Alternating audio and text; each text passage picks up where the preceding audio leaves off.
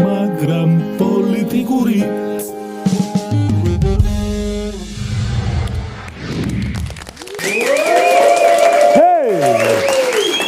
გამარჯობა მეგობრებო ფორმულას ეთერში თქვენ უყურებთ კვირაში ერთხელ მიშა მშვილდაძესთან ის მე-13 და სრულმორწმუნეებისთვის მე-12 A ეპიზოდის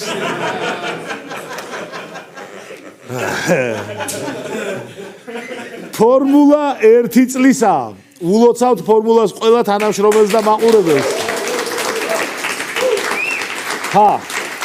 ნუ ეს პირველი რთული წელი იყო, მაგრამ მეორე წელს კიდევ უკეთესი განაცემები გვექნება. მესამე წელს ყველა საკუთარი ტელევიზორიდან იგრძნობთ ფორმულას. და მეოთხე წელი იქნება საუკეთესო. და თუ ეს ასე არ იქნება, მიუხედავად იმისა, რომ ამომრჩეველთან არ ვარ ანგარიშვალდებული და მხოლოდ ჩვენ დავზარალდებით ამით. თავს მაინც უხერხულად ვიგრძნობ. და ბიძინას დაპირებიდან 8 წელი გავიდა და კიდევ 4 სიტყავს. გიორგი გახარია გაეროს გენერალურ ასამბლეაზე წარდგა და განაცხადა, რომ ყველაფერს გააკეთებს, რომ საქართველოში არჩევნები დემოკრატიულ გარემოში ჩატარდეს. თავაზობთ სამ ამბავს, რომელიც ამ სიტყვის წარმოქმნის პარალელურად მიმდინარეობდა. მარნეულში ჟურნალისტებს ფიზიკურად უსწორდებოდნენ. გლდანულაში ნაციონალური მოძრაობის აქტივისტებს სამართალდამცავები ფიზიკურად დაუპირისპირდნენ. ბოლნისში კი ნაციონალური მოძრაობის აქტივისტებს ოცნების აქტივისტები დაუპირისპირდნენ. მარნეულში ქართული ოცნების აქტივისტებმა მთავარი არხის კორესპონდენტს და საზოგადოებრივი მაუწყებლის ოპერატორს ფიზიკური შეურაცხყოფა მიაყენეს. რაც შეეხება საზოგადოებრივი მაუწყებლის ოპერატორზე გავამახვილებ ყურადღებას. მეგობრებო, გასაგებია, რომ 69 მილიონი ახლა პირველი არხისთვის ბევრია, მაგრამ ეს იმას არ ნიშნავს, რომ უფლება გაქვთ ხელი დაარტყათ.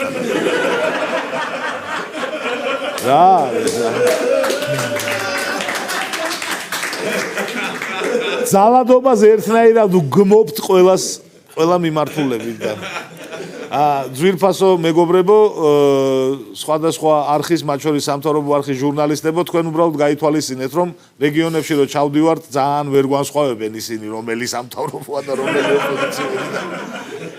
ჟურნალისტია დაცხე. ასე რომ ინდუსტრია გაუფრთხილდეთ ერთმანეთს. ხო და თქვენ კი ოცნების აქტივისტებო და ოცნებავ ზოგადად. ხო ხართ ღირსები, რომ აი პირველმა არხმა მოაღოს ეხა პირი.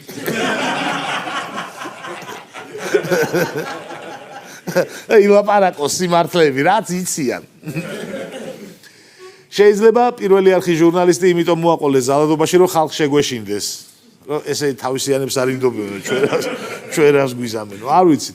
22 სექტემბერს შინაგან საქმეთა მინისტრმა ვახტანგ გომელაურმა გამოსცა ბრძანება, რომელიც პოლიციელებს სამსახურებრივი მოვალეობის შესრულებისას პოლიტიკური ნეიტრალიტეტის პრინციპის მკაცრად დაცვას ავალდებულებს.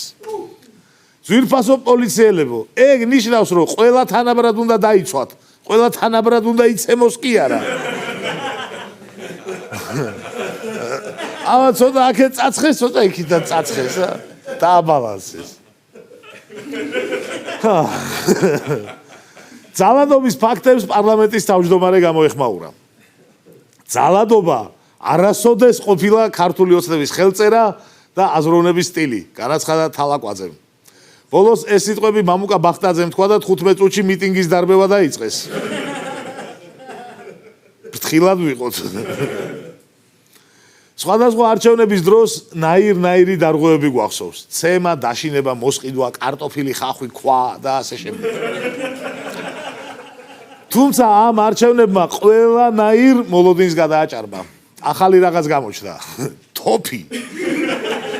აქტივისტს, რომელიც ოპოზიციური პარტიის ბანერს აკრავდა, თოფი ესროლეს. ნუ ამბობენ კისტის თოფი იყო. დაველოდოთ გამოძიებას. ამ ფაქტზე ძალიან საინტერესო იყო სახალხო დამცველის განცხადება.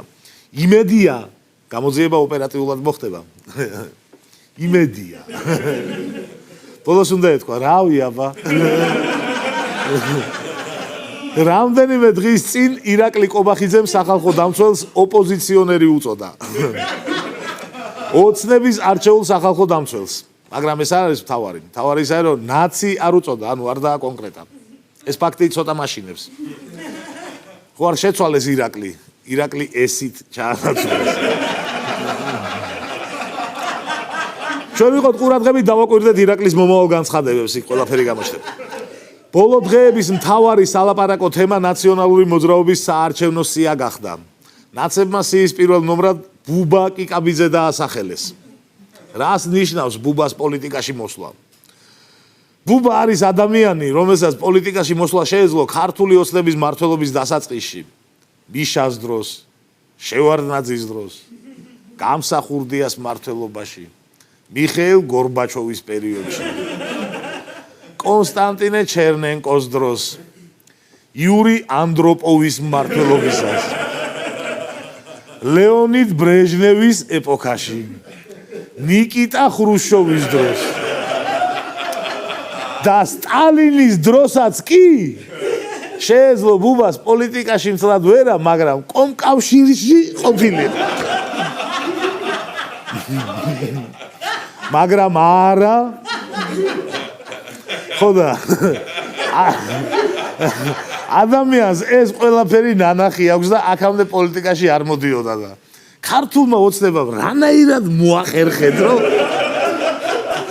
ბუბას ათქმევენ, რომ აი ახლა ვჭირდები ქვეყანას ყველაფერი. აი ახლა.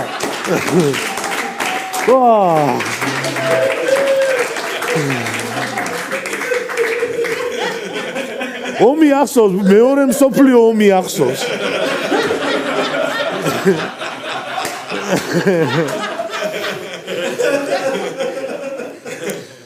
გონი იმაზე უარეს დღეში ვართ, ვიდრე წარმოგვიდგენია მეგობრებო. არადა ძალიან კარგად წარმომიდგენია. მოდი ვნახოთ ქართული პრესა როგორ გამოეხმაურა ბუბა კიკაბიძის პოლიტიკაში მოსვლას. ონჯი, ძალა ერთობაშიას პარტიული სიის პირველი ნომერი ბუბა კიკაბიძია.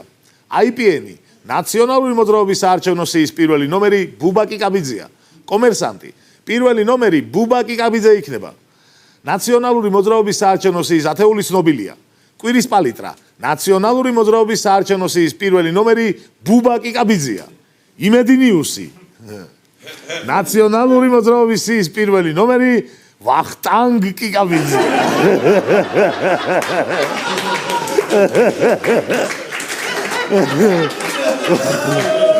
ვახტანგ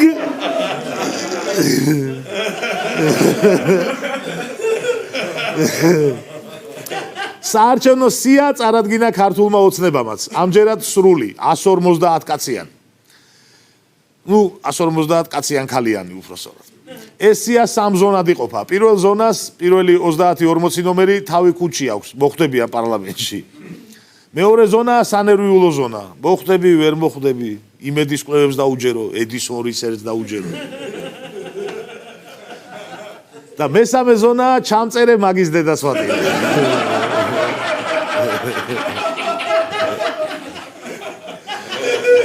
სტატისტიკის მოყვარულებს გეტყვით, რომ ივლისის ბიძინას ტაშების რეკორდი გაუმჯობესდა.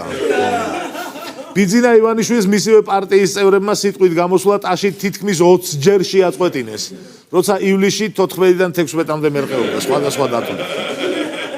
კაია ეს კაია, თუმცა 2018 წლის შედეგი ჯერ კიდევ ხელშეუხებელია.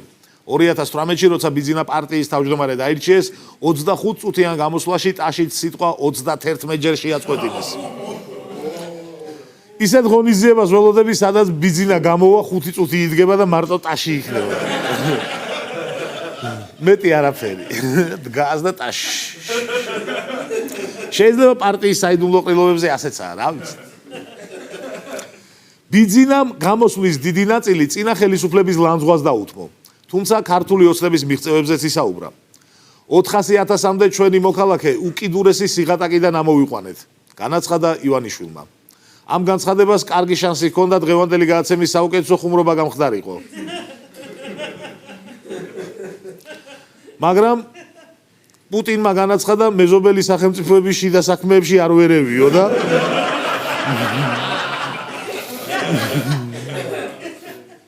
ამიტომ მეორე ადგილი მიწევს. მონოლოგის ბოლოს გთავაზობთ პატარა ამოცანას მოსმენელის გააზრებაში, რომელიც ნატომ მოგცა ამოსახსნელად. ნატოს ყოფილმა გენერალურმა მდივანმა ანდერს ფოგ რასმუსენმა განაცხადა, რომ სამხედრო ნაწილში საქართველოს ნატოს სტანდარტებს აკმაყოფილებს. ნატოს მოქმედმა გენერალურმა მდივანმა კი იენს სტოლტენბერგმა განაცხადა, ჩვენ იმედი გვაქვს, რომ არჩევნები საქართველოში საერთაშორისო სტანდარტებით ჩატარდება. ეს მნიშვნელოვანია როგორც საქართველოსთვის, ასევე ნატოსთვის. ამოცანა გვეკითხება, რა გვაკლია ნატოს წევრობისთვის? A. დემოკრატია, B. ნატოს სტანდარტების ჯარი. ისე ეს ნატოს ტვინს ბრუღავს ძალიან. ხო იცით, რომ წაკითხulis გააზრებაში ცუდი შედეგები გვაქვს. გითხარით რა პირდაპირ, დამოუკიდებელი სასამართლო კაია, ჯიბის სასამართლო ცუდი. დემოკრატია კაია, ავტორიტარიზმი ცუდი. შემწვარი კარტოფილი კაია, რუსეთი ცუდი. აი რატო გვირთულებ ცხოვრებას? მოკლედ 31 ოქტომბერს როცა მივალთ არჩევნებზე ამ ამოცანაზე სწორი პასუხი უნდა ვიცოდეთ. ვიფიქროთ ამაზე. მანამდე კი გადავიდეთ გადაცემის მეორე ნაწილზე, რომელსაც ჩაანალიზებას ვეძახით. გუშინ იყო ჩვენი ეროვნული ვალუტის ლარის დაბადების დღე. ლარი 25 წლის გახდა. უკვე ისეთ ასაკშია, რომ საბერძნეთიდან გამოგზავნილი ევროების იმედად აღარ უნდა იყოს. და არც სხვის სიგარეტს არ უნდა ეწეოდეს, მაგრამ ნუ ჯერ მაინც ახალგაზრდაა, კიდევ შეიძლება მისი სწორ გზაზე დაყენება. მოკლედ, როგორც მიხვდით, დღევანდელი გადაცემის მთავარი თემაა ლარი. 1340, 1121, 1770, 1918. ეს იმ ბედნიერი წლების არასრული ჩამონათვალია, როდესაც ქვეყანას არ აწუხებდა ლარის კურსის პრობლემა. 2013, 14, 15, 16, 17, 18, 19 და 20 წლები კი ის სრული ჩამონათვალია, როცა ლარის კურსის სერიოზული პრობლემაა. 2012 წლიდან დღემდე ლარი იმდენჯერ გაუფასურდა, რომ ორჯერ გაუფასურდა. აი ეგეთი რაღაც გამოვიდა. 2012 წლის ოქტომბერში, როდესაც ხელისუფლება ქართულმა ოცნებამ გადაიბარა, ლარის ოფიციალური გაცვლითი კურსი 1.65 იყო. ცოტა გააკლია და შეიძლება ძველი კურსი ისე გავიხსენოთ, როგორც იმას ვიხსენებთ. 91-ში დინამომ თასების თასი როა.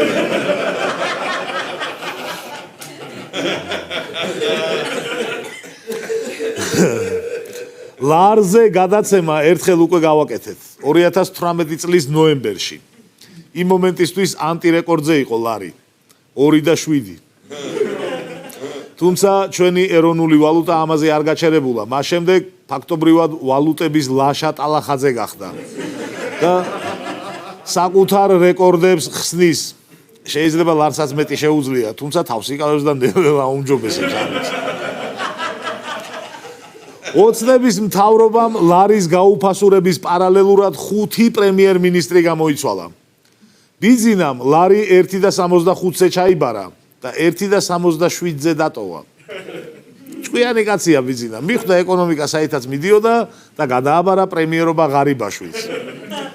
ღარიბაშვილმა 1.67 ჩაიბარა და 2.40-მდე აიყვანა ჯიგრულად.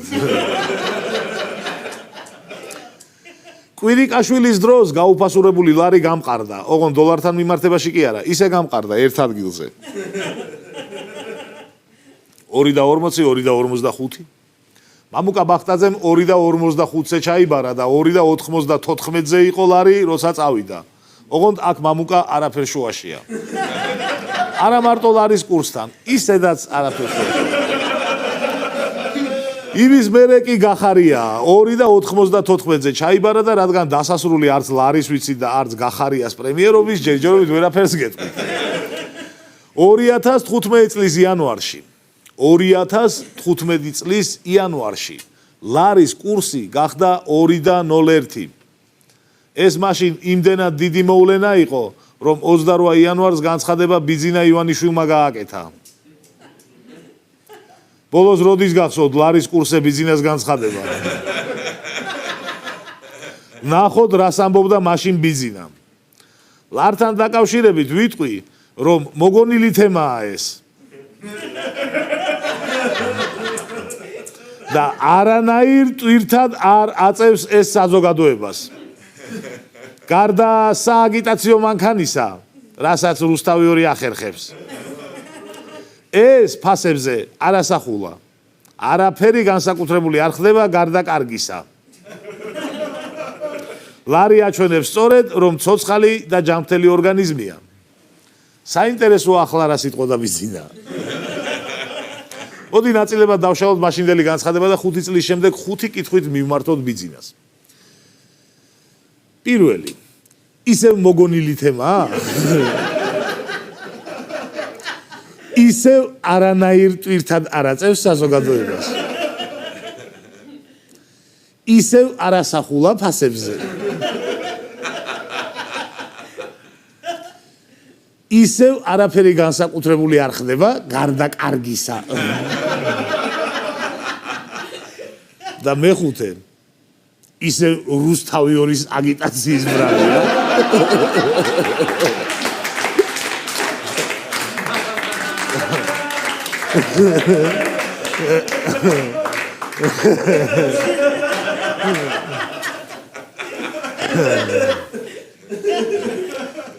ლარის კურსმა 2 ფსიქოლოგიური ზღვარი გადალახა. ერთხელ როცა 2-ზე ავიდა და მეორედ როცა 3-ზე ავიდა.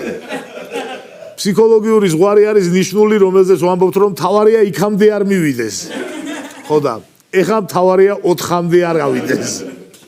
როდესაც ლარი 3-ზე ავიდა, ნათია თურნავამ ჟურნალისტებს უთხრა, თქვენი მოსაწონი მოკლედ ვერ დადგა მომენტი. ესე უთხრა. ხო და აი აქ მოსაწონი რა უნდა ყოფილიყო? არ ვიცით. რახან ღმერთი სამობითაა და ლარის გასამდარო მადლია? აი ბატონო, ეგრე იყოს, მაგრამ ღმერთიც ხო სამობითაა. 3 და 3-ობით ხო არა? ან ჟურნალისტები რით უნდა იყვნენ კმაყოფილი? ჟურნალისტები ხო ადამიანები არიან, მათაც ხო აქვთ კრედიტები. ლარის კურსი მათთვისაც ხო მგრძნობიარე თემაა. წლების მიხედვით სათაურებს თუ გადავხედავთ, კარგად დავინახავთ, როგორ მოქმედებს ლარის კურსი ჟურნალისტებზე. ყველაზე გავრცელებული სათაურები ლარის კურსზე წლების მიხედვით მოვძებნეთ ჩვენ და დავალაგეთ. 2013 წელი ლარის კურსის ცვლილებას ექსპერტები აფასებენ. ანუ აქ ჯერ ისე რა ხდება, შეიძლება ლარის კურსი ოდნავ ექსპერტები აფასებენ. 2014 წელი რატომ გაუფასურდა ლარი? ანუ აქ უკვე გამოიკვეთა, რომ გაუფასურდა ეხლა. საფონდი არ არის, მაგრამ ისეთი საქმიანი 7 ტონია სულ. რატომ გაუფასურდა ლარი? 2015 წელი ლარის გაუფასურების შედეგები. ანუ აქ უკვე დაგვენძრა, მაგრამ ჯერ კიდევ საქმიან რეჟიმში ვრჩებით. 2016 წელი რა სჭირს ლარს? აი ხელში ამოვიდა. კორექტული სათაურები 2016 წლამდე არ გვხვდება ასეთი სათაურები. პირველად 2016 წელს დაისვა შეკითხვა რა სჭირს ლარს? რა სჭირს ლარს? ეს შეკითხვა ქუჩაში გამლელებსაც დაუსვით. ნახოთ ჩვენი კარგად დავიწყებული ახალი რუბრიკა. რას ფიქრობს ხალხი? თქვენი აზრით რა სჭირს ლარს? რას რაჭირს? ლარს. რავი, რა სჭირს ლარს? ძალიან გაუფასურდა. არა ვიცი. ლარს კატასტროფა ჭირს, ლარს გამოუსწორებელი დავადება აქვს, მოურჩენელი დავადება. მე ვერ წარმომიდგენია როგორ უნდა დაწიონ სამს ქვევით. სიმშვიდე. ის რა გიპასუხოთ ამაზე? დედა კორექტულად თქვა თუ არა კორექტულად? გაუფასურდა. ძალიან მარტივად რო თქვა დედა ეტყობა. პესიმისტურად რო იყოს განწყობილი გვეშველება, ცოტა ოპტიმისტურად უფრო სწორად და უფრო მაგრა შევხვდეთ ამ გასაჭირს, რაღაცა გვეშველება. ლარს დეგრადაცია და გაუფასურება. მემგარი მთავრობა ძალიან გამდიდრდა. ნუ ამ კორონავირუსთან თანხლებით ცოტა გაუფასურდა. მანამდეც იყო გაუფასურებული, ეხლა უფრო მეტი დაემართა, რა ვქნა. ეს მე ვერ ვიტყვი რომ მთავრობის ბრალია. ნამდვილად არ არის მთავრობის ბრალი. რა რჭირს და მთავრობა რო არ ყავს ნორმალური ის ჭირს. მეტი რა უნდა ჭირდეს. ლარი არ ლარობს. არ არის ფული. გაუფასურებულია ლარი. დოლარი მიდის და ეს უარესდება. ლარს კი არა ჭირს, დოლარს ჭირს კარგი რამე და ამიტომ არო ლარი უბედურდება. ლარს ჭირს ამ მთავრობის უაზრო პოლიტიკა და ეროვნული ბანკის უაზრო პოლიტიკა, ეს ჭირს ამ ლარს. არასტაბილურობა.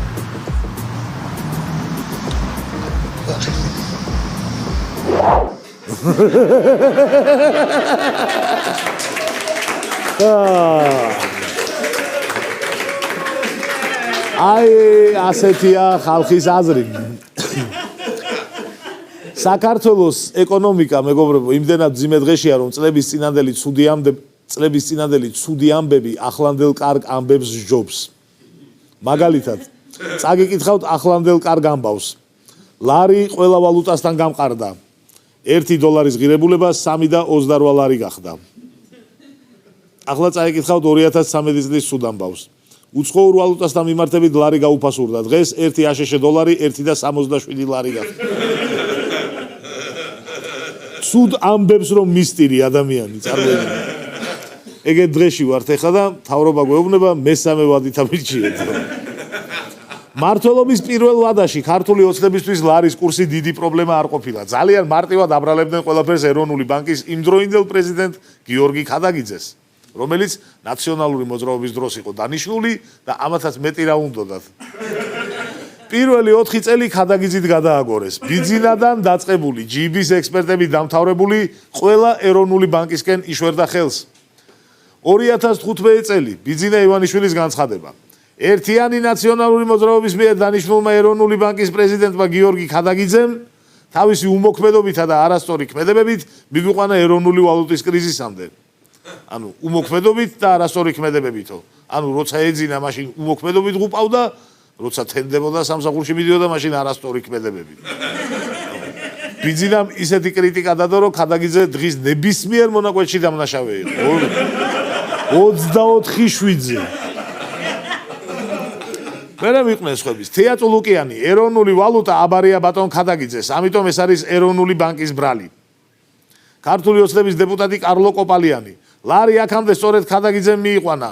ეგ დამტკიცებულია ისევე, როგორც დამტკიცებულია ის ფაქტი, რომ ეგ და ნაციონალები ერთხარეს არიან. იმ დროისთვის ქართული ოცნების კიდევ ერთი დეპუტატი თამაზ მეჭიაური ქადაგიძის კრიტიკით არ შემოიფარგლა და ინიციატივითაც გამოვიდა.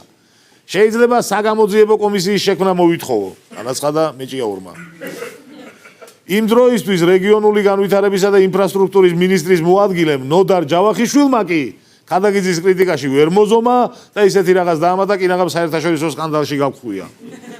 საერთაშორისო სავალუტო ფონდის მისიის ხელმძღვანელი ნაციონალების მოსყიდულია.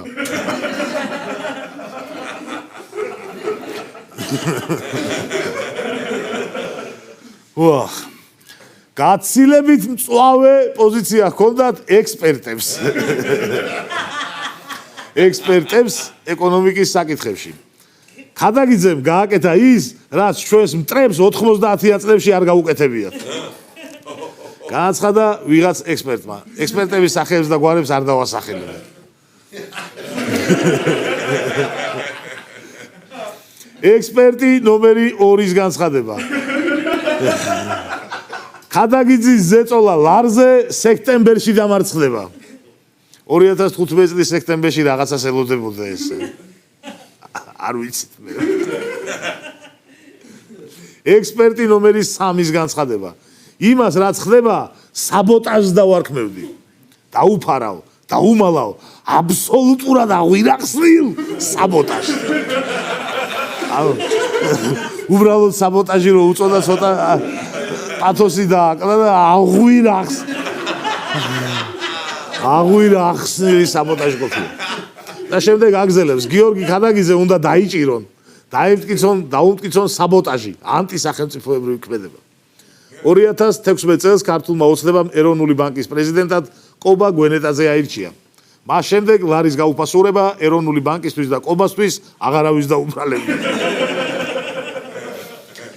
როდესაც ქადაგიძე გვენეტაძემ შეცვალა, იყო მომენტი, როდესაც ლარი დროებით მცირედით გამყარდა და ეს პერიოდი იყო ყველაზე სააცილო. თამაზ მეჭიაური ამბობდა ამ დროს პატარა შუალეთში. მე სულ ვიძახდი, რომ ქადაგიძე იყო საფრთხე და მისი ყოფნა ხელს უშლიდა ლარის გამყარებას. წავიდა და დაემთხვა, ხო? რატო არ იძახით, რომ ჭკვიანი კაცი ვარ ამას რო ამბობ?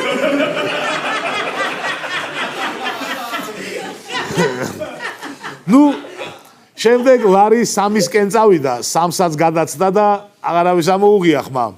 მეჭიაურმა კი თავი იმართლა. მაშინ ბევრი ინფორმაციაზე მქონდა წვდომა და გარს საკმაოდ კვალიფიციური აპარატის თანამშრომლები მეხვია. ახლა სულ სხვა საქმეებით ვარ დაკავებული. ახლა ისიც არ ვიცი რამდენია ლარის კურსი. აი ასე დასრულდა ყველაფრის ქადაგიძისთვის დაბრალების ისტორია. ერთადერთი ვინც გვენეტაძის მოსვლის შემდეგაც არ გატყდა, ზურაბ ტყემალაძე იყო. რა მნიშვნელობა აქვს ქადაგიძე იქნება პრეზიდენტი თუ დადიანი? ლარის გაუფასურება ეროვნული ბანკის ბრალია. ხო შეეძლო თქვა რა მნიშვნელობა აქვს ქადაგიძე იქნება თუ გვენეტაძეო? არა, დადიანი.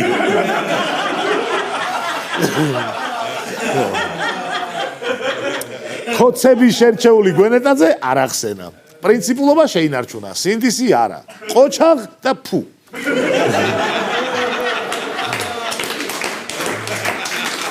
2016 წლის შემდეგ ლარის კურსის გადაბრალების მიმართულებით ქართულ ოცნებას კრიზისი დაეწყო. ქადაგიძეზე უკეთესი დასაბრალების პოვნა ძალიან რთული იყო. გამტევების ვაცის კანდიდატურაზე ბევრი ვარიანტი მოისინჯა. მართლა ყველაფერს ამბობ, ეხლა ჩამოგითვლით რეები აქვს და დიმიტრი ქუმსიშვილი მორიგი გაუფასურების შემდეგ. ეს არის ერთჯერადი მოვლენა, რომელიც მოხდა ბრიტანეთის ევროკავშირიდან გასვლიდან გამომდინარე.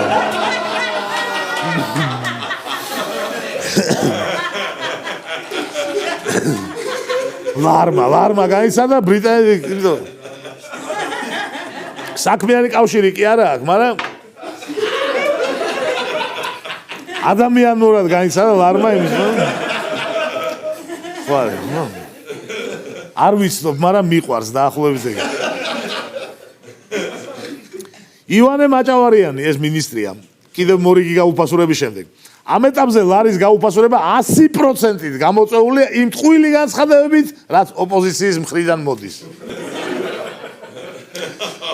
მამუკა ბახტაძე კიდევ მორიგი გაუფასურების შემდეგ. ლარის გაუფასურებაზე გავლენა თურქეთის ეკონომიკაში მიმდინარე მოვლენა იყო. თურქეთის. მაია ცკიტიშვილი კიდევ მორიგი გაუფასურების შემდეგ. როდესაც ჩვენ გავაკეთებთ ანალიზს 20 ივნისის შემდეგ მიმდინარე პროცესების, დავინახავთ, რომ ლარის კურსმა სწორედ ამ პერიოდში დაიწყო გაუარესება. ანუ ანტისაოკუპაციო აქციასაც დააბრალეს, რომ მაგრამ ეკონომიკის მინისტრის მოადგილე ნიკოლოზ ალავიძე მაინც ყველაზე შორს წავიდა. და ასე ახსნა ლარის გაუფასურების ამბავი. ლარი არის თავისუფალი, ასე ვთქვა, თინეიჯერი, რომელსაც თვითონ არეგულირებს ბაზარი დამოუკიდებლად. ნიკოლოზ შევახსენებ, რომ ლარი თინეიჯერი 6 წელია აღარ არის. როცა თინეიჯერი იყო, კარგად იქცეოდა, სწავლობდა, კოცების დროს მოხვდა ცუწრეში და უძმაკაცდა რუბლს და აცდა გზას. ბრიტანეთი, თურქეთი, ოპოზიციის განცხადებები, გავრილოვის ღამე, ბევრი მიზეზი მოისინჯა 2016 წლის შემდეგ, მაგრამ ქადაგიძე ღირსეულად ვერც ერთმა ვერ ჩაანაცვლა. და ქართულ ოცნებას ლარის გაუფასურების კარგი მიზეზის პოვნის იმედი გადაწურული ჰქონდა, როდესაც მადლობა ღმერთს, კორონავირუსის მსოფლიო პანდემია დაიწყო. ჩვენს დავისვენეთ, მთავრობამაც დაისვენა, ბრიტანეთის დავასვენეთ, თურქეთის. ყველაფერი კორონას ბრალია. მეორე ჯოკერის მიუვიდა ქართულ ოცნებას, რომლის გამოყენება ჯერ არ სჭირდება. ხვალ თუნდაც ვაქცინა გამოიგონონ, პანდემია დასრულდეს და ჩვეულებრივ ცხოვრებას დაუბრუნდეთ. აგერ არის სომხეთ-აზერბაიჯანის ომი. აწი 5 წელს რომ ავიდეს ლარი, ისეთი მიზეზი უჭირავთ ხელში, ნაცებზე დაბრალებაც კი აღარ ჭირდებათ. ახლა მთავარი კითხვა. რა ვქნათ?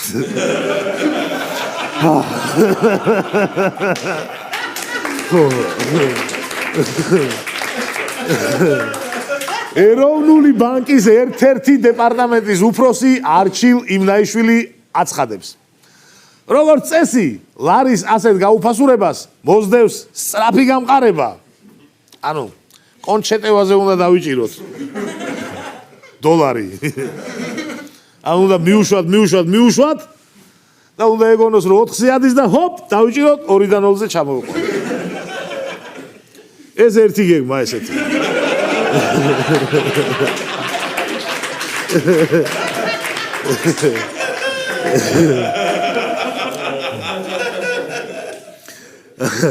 არის მეორე გეგმაც, რომელიც ერთ-ერთ სასულიერო პირს ეკუთვნის. ნახოთ ვიდეო. აი, მკვეთრი პოზიცია უნდა დაფიქსირდეს, რომ ჩვენ კატეგორიულად ვითხოვთ, რომ მოხდეს ესე იგი წმინდანების ამოღება ფულების კუპიურებიდან. ნუ ეს გეგმა მომწონს. იმიტომ რომ კუპიურებიდან წმინდანების ამოღება ლარს არ გამყარებს, მაგრამ მაინც გასაკეთებელია ეგ. კუპიურა თავის შესაძლებლობებით მასზე გამოსახულ ადამიანთან მიმართებაში ადეკვატური ხო უნდა იყოს. ოდნავ მაინც. ამიტომ თამარ მეფე ჩავანაცვლოთ რუსუდან დედოფლით. ილია ალექსანდრე ჭავჭავაძით. ივანე ჯავახიშვილი გეპეით.